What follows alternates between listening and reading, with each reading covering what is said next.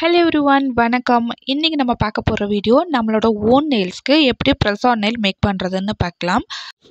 Artificial nails பொறுத்த வரைக்கும் 0 to 9 மட்டும்தான் சைஸஸ் இருக்குது. டோட்டலி 10 சைஸஸ் இருக்குங்க. 0 அப்படின்றது இருக்கிறதுலையே பெரிய சைஸ், 9 அப்படின்றது இருக்கிறதுலையே குட்டி சைஸ் தான் 9. இந்த மாதிரி பாயிண்டடாக இருக்கும். ஓகேங்களா? அதில் இருக்கிற நம்பர்ஸ் பார்த்திங்கன்னா இந்த நெயிலோட அந்த எட்ஜ் பார்ட்டில் கொடுத்துருப்பாங்க. ஸோ நம்மளோட நெயில் சைஸ் என்னன்னு சொல்லி நம்ம கண்டுபிடிச்சிக்கலாம்.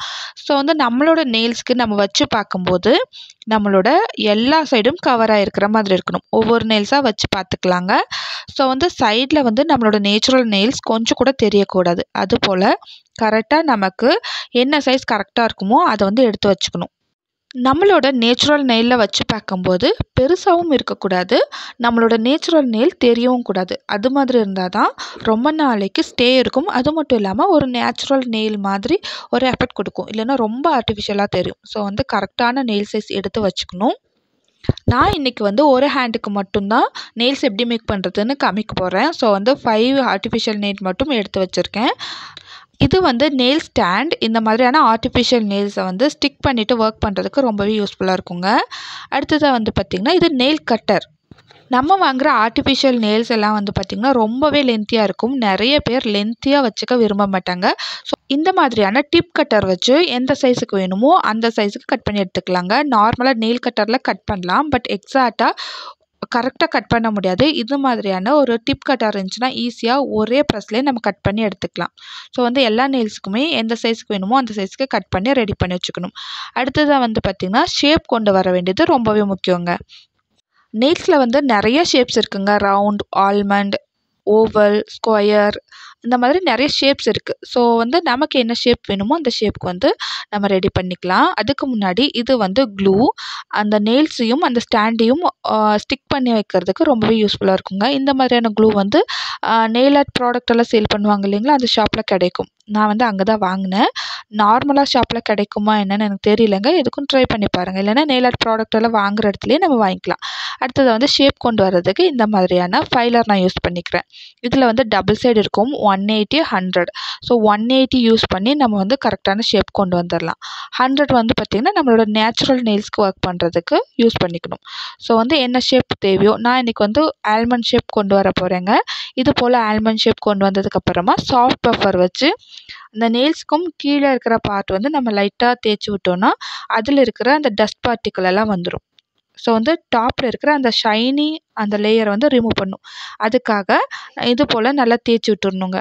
ஏன்னா இந்த ஷைனி லேயர் இருக்கும்போது ஜெல் பாலிஷ் லாங் ஸ்டே இருக்காது. ஸோ எப்போ ஒர்க் பண்ணாலும் ஜெல் பாலிஷ் நம்ம அப்ளை பண்ண போகிறோன்னா அதில் இருக்கிற ஷைனி கோட்டிங்கை எடுத்துடணும். ஸோ இதே மாதிரியே எல்லா நெயில்ஸும் ப்ரெப் பண்ணி எடுத்துக்கலாம்.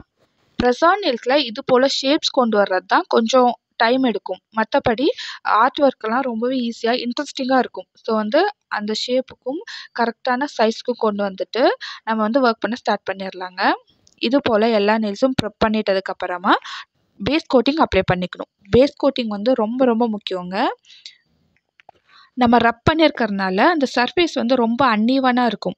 ஸோ அதுக்காகவும், அது மட்டும் இல்லாமல் நம்ம அந்த கலர் கோட்டிங் கொடுக்கும்போது ஓரளவுக்கு ஸ்மூத்தான ஃபினிஷிங் வர்றதுக்கும் நல்லா லாங் ஸ்டே இருக்கிறதுக்கும் இந்த பேஸ் கோட்டிங் நம்ம அப்ளை பண்ணுறோம். பேஸ் கோட் ஸ்கிப் பண்ணவே கூடாது. ரொம்ப ரொம்ப முக்கியமாக பேஸ் கோட் அப்ளை பண்ணிக்கணும். ஸோ பேஸ் கோட் அப்ளை பண்ணிவிட்டு ஒரு 60 செகண்ட்ஸ்க்கு க்யூர் பண்ணிக்கணும். இது யூவி லேம்ப். நம்ம ஜெல் பாலிஷ் அப்படின்னு போயிட்டாவே இந்த யூவி லேம்ப் ரொம்ப ரொம்ப முக்கியங்க. அந்த ஜெல் பாலிஷை ட்ரை பண்ணுறதுக்கு கண்டிப்பாக இந்த யூவி லேம்ப் யூஸ் பண்ணி தான் ஆகணும். இன்றைக்கி நான் க்ரியேட் பண்ண போகிறது ஒரு சிம்பிளான blue colour nail art. So blue colour, white colour, silver glitter எடுத்திருக்கேன். ஸோ ப்ளூ கலர் அப்ளை பண்ணிக்கலாம். எல்லா நெயில்ஸ்க்குமே ஒரே மாதிரி தாங்க க்ரியேட் பண்ண போகிறேன். ஸோ ஒரே மாதிரியே எல்லா நெயில்ஸ்க்கும் அப்ளை பண்ணிக்கலாம். ஜெல் பாலிஷ் அப்ளை பண்ணும்போது நம்ம கவனமாக இருக்கணுங்க. இது கொஞ்சம் திக்கான கன்சிஸ்டன்சியில் இருக்கும். ஸோ எக்ஸஸ் ப்ராடக்டாக நம்ம அப்ளை பண்ணி விட்டுட்டோன்னா ரொம்ப சீக்கிரமாக உறிஞ்சி வந்துடும். ஸோ அந்த மாதிரி இல்லாமல் கொஞ்சம் போல் ப்ராடக்ட் எடுத்துகிட்டு எல்லா பக்கமும் படுறது மாதிரி ஸ்லோவாக அப்ளை பண்ணிக்கணும். இந்த மாதிரியான ஜெல் பாலிஷ் எல்லாம் மோஸ்ட்லி டபுள் கோட்டிங் கொடுக்குற மாதிரி இருக்குங்க. ஏன்னு வந்து பார்த்திங்கன்னா நம்ம கொஞ்சம் போல் ப்ராடக்ட் எடுத்து தான் அப்ளை பண்ணணும். ஸோ வந்து டபுள் கோட்டிங் கொடுக்கும்போது தான் அந்த ஜெல் பாலிஷோட கலர் வந்து எக்ஸாக்டாக தெரியும். நீங்கள் லைட் கலரெல்லாம் யூஸ் பண்ணுறீங்க அப்படின்னா கண்டிப்பாக டபுள் கோட்டிங் கொடுத்தா தான் அந்த கலர் வந்து கரெக்டாக எடுத்து காமிக்கும். ஸோ வந்து இந்த ப்ளூ கலரும் அதே மாதிரி தான். முடிஞ்ச அளவுக்கு டபுள் கலர் கொடுக்கும்போது அந்த கலர் நல்லா திக்காக அழகாக தெரியுங்க. இப்போ ஒரு கோட்டிங் கொடுத்துட்டேன். ஒரு கோட்டிங் கொடுத்துட்டு 60 செகண்ட்ஸ்க்கு க்யூர் பண்ணிக்கணும். ஒரு கோட்டிங் கொடுத்துட்டு க்யூர் பண்ணி எடுத்துட்டேங்க. இப்போ அகைன் ஒரு கோட்டிங் கொடுத்து நான் க்யூர் பண்ணி எடுத்திருக்கேன். ஸோ அகைன் காட்ட வேண்டான்ட்டு நான் வந்து ஒரு கோட்டிங் கொடுக்கறது மட்டும்தான் வீடியோ எடுத்திருந்தேன். ஜெல் பாலிஷ் வந்து நம்ம எவ்வளோ நேரம் வந்து ட்ரை பண்ணாலுமே டாப்பில் வந்து ஒரு ஸ்டிக்கியான எஃபெக்ட் இருக்கும். ஸோ வந்து அதை போக்குறதுக்காக அசிட்டோனில் லிண்ட் ஃப்ரீ வைப் வச்சு நம்ம வந்து தொடச்சிடணும். நல்லா தொடச்சி எடுத்துட்டதுக்கு அப்புறமா தான் நம்ம நெக்ஸ்ட் ஆர்ட் ஒர்க் ஸ்டார்ட் பண்ணுங்க. ஏன்னா அந்த ஸ்டிக்கியான எஃபெக்டோட நம்ம செய்யும்போது அதில் வந்து நல்ல ஒரு ஃபினிஷிங் இருக்காது.